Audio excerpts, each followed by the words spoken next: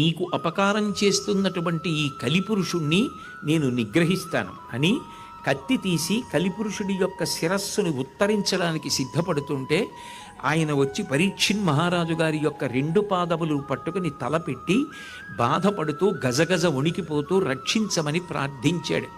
నేను చంద్రవంశంలో పుట్టినటువంటి వాణ్ణి, ధర్మరాజు గారి యొక్క వారసుణ్ణి, అర్జునుడి యొక్క పౌత్రుణ్ణి. నేను నీలా నీచంగా ప్రవర్తించను.